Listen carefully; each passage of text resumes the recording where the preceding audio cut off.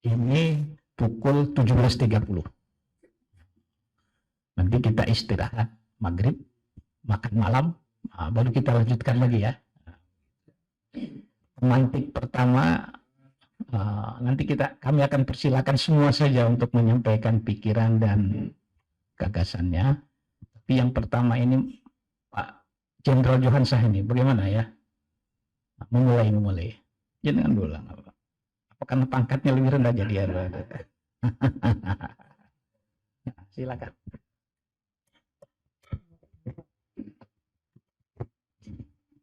Bismillahirrahmanirrahim. Assalamualaikum warahmatullahi wabarakatuh.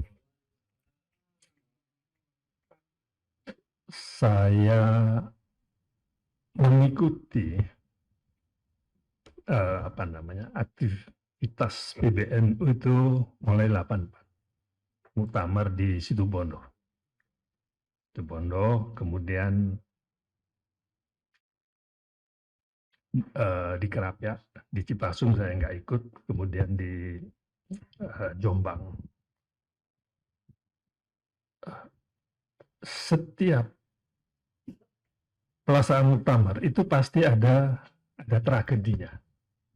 Ada dalam bahasanya saya takut menggunakan adagium ulama, bahasa saya bukan ulama. Jadi ada tragedi, ada komedinya, kira-kira begitu. Ini menjadi pakem atau seperti apa ya? Jadi misalnya Gus Dur lah tahun 84. Wah, meliuk-liuk semacam itu, selesai.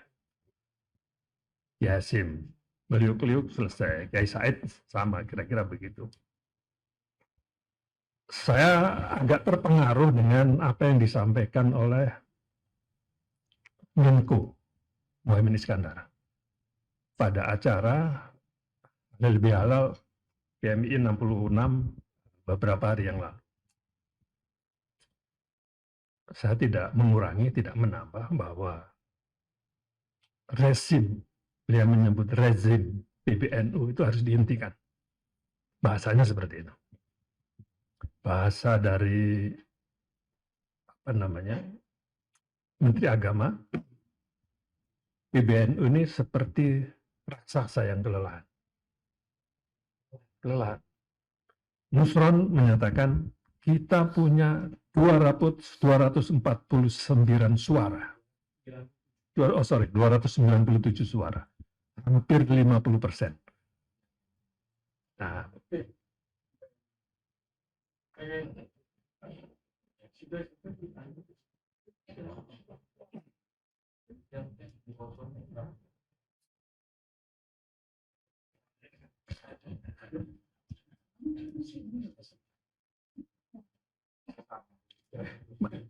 yang menjadi pertanyaan, apakah 3 bahasa yang disampaikan oleh 3 menteri itu menjadi kekuatan untuk apa yang disebut sebagai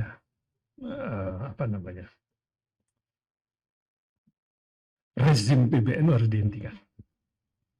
Apakah seperti itu? Atau kita ini sebagai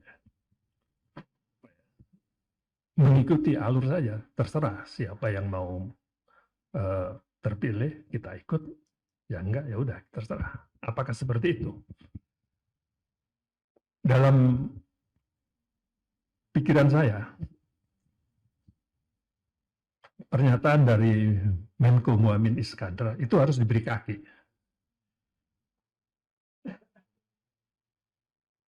Manhaj Haraki, strategi gerakannya seperti apa untuk menghentikan itu?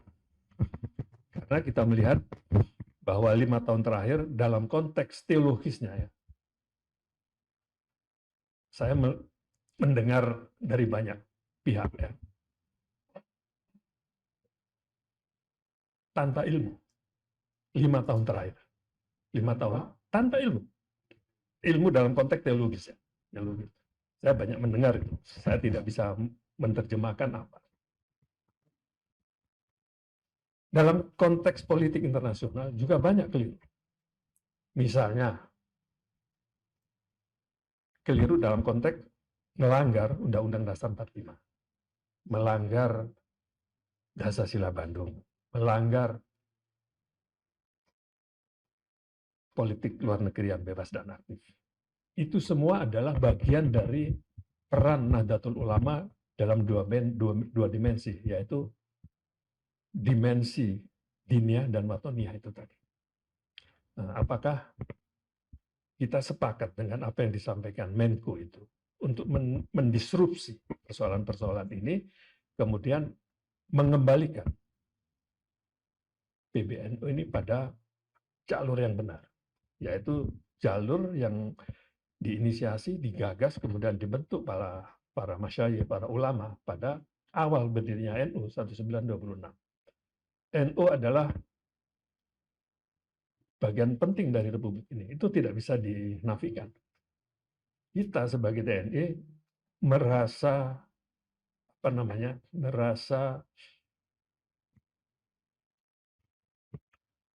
beban berat di TNI itu agak sedikit berkurang dengan peran NU dalam konteks watoniyah itu.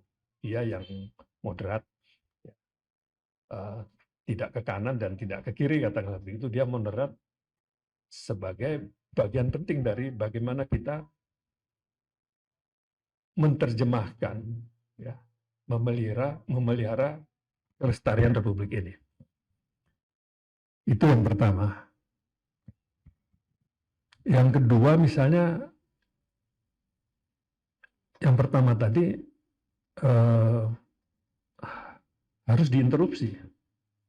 Kalau kita ingin melihat bagaimana masa depan NU jangka pendek, 5-10 tahun ke depan. 5 tahun itu tentunya 10 tahun ke depan setelah Muktamar 2026, kemudian sampai 2036, 10 tahun ke depan. Masa depan ini akan bisa kita lihat, ya, apabila Muktamar ini nanti itu sesuai yang kita harapkan. Sesuai yang kita harapkan ini adalah, saya mengutip dari Muhaimin Iskandar, bahwa harus diinterupsi. Harus diinterupsi. Saya bukan bagian dari P3, saya nggak punya afiliasi politik dengan siapapun, tapi dengan narasi-narasi yang disampaikan oleh PBNU tentang politik luar negeri dan lain sebagainya, saya agak terganggu. Misalnya begini, Ketua PBNU menyatakan bahwa 3 korban warga TNI yang dikirim di Lebanon itu, dia bilang itu wajar, itu perang, itu zona perang.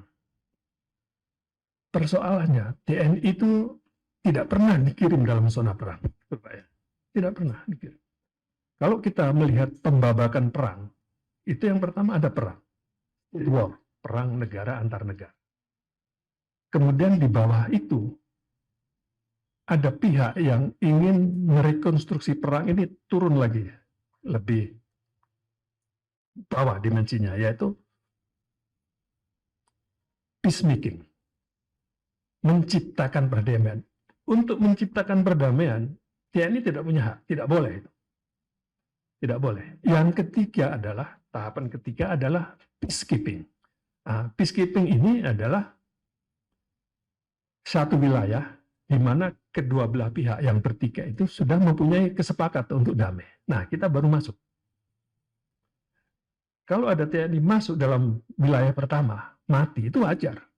Wajar, itu wilayah perang. Tapi yang salah adalah yang mengirim, itu yang salah. Yang mengirim yang salah. Ya. Saya di beberapa teman di WA, grup WA, Pati Mabes TNI, saya mengatakan itu adalah kesalahan fatal yang harus disampaikan ke publik. Nggak bisa enggak. Itu yang pertama tentang masa depan NU dalam konteks bagaimana NU ini sebagai bagian penting dari negara untuk memformalisasikan politik luar negeri kita yang bebas dan aktif itu. Yang kedua misalnya, bagaimana hubungan kita dengan Israel?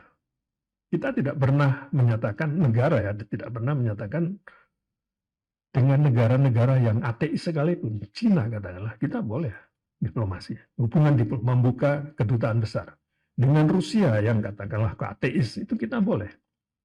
Karena dua negara itu tidak terindikasi adanya kolonialisasi. Kita dengan Taiwan boleh nggak? Nggak bisa. Taiwan nggak bisa. Karena Taiwan ini bagian dari apa yang disebut sebagai One China Policy. Kalau kita berhubungan dengan Taiwan, kita akan diganggu dengan China dalam konteks yang lain. Kira-kira begitu. Kemudian dalam konteks misalnya bagaimana peran budaya NU dalam konteks diplomasi internasional. Kalau kita melihat Joseph Nye, ya, seorang pemikir realis dari Amerika, melalui bukunya Soft Power, kekuatan-kekuatan non koersif, ya, kekuatan yang tidak menggunakan kekuatan militer, tapi menggunakan kekuatan-kekuatan budaya. NU mempunyai kekuatan yang luar biasa untuk ikut dalam andil diplomasi, multi-track diplomasi melalui kebudayaan. Ini sebenarnya mendistorsi pikiran-pikiran Samuel Huntington, misalnya Clash of Civilization, benturan budaya. Yang dimaksud Clash Civilization oleh Huntington itu Timur dan Barat. Barat itu ya non-Islam, Timur itu ya boleh dikatakan Islam plus, gitu, kira-kira begitu. Dia tidak memahami bahwa tabiat dari budaya itu adalah asah, asih, asuh. Selalu bertemu nanti. Kalau dia tidak bertemu, dia akan lepas sendiri dan menemukan jalan sendiri. Cina ketemu dengan kebudayaan Jawa, kebudayaan dan lain sebagainya, dan lain sebagainya. Dalam konteks ini misalnya, kita harus merumuskan mana yang partikular, mana yang universal. Haramain Mekah itu adalah sesuatu yang universal. Kita tidak bisa menafikan itu. Tetapi ada yang partikular. Masjid Demak itu partikular menurut saya. Sesuatu yang dasin, yang original Indonesia.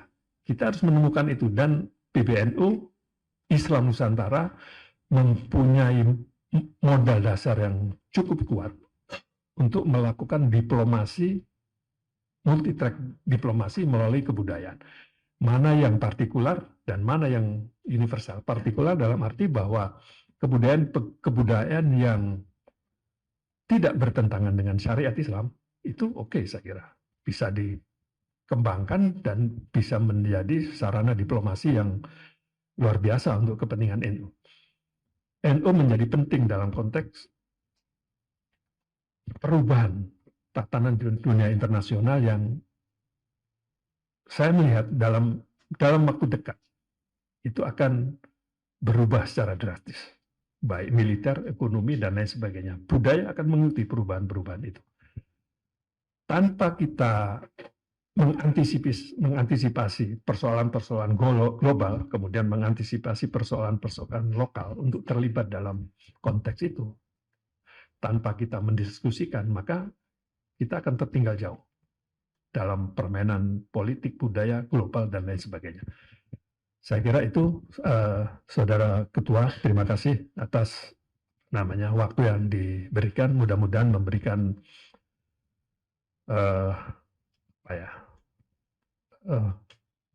pantulan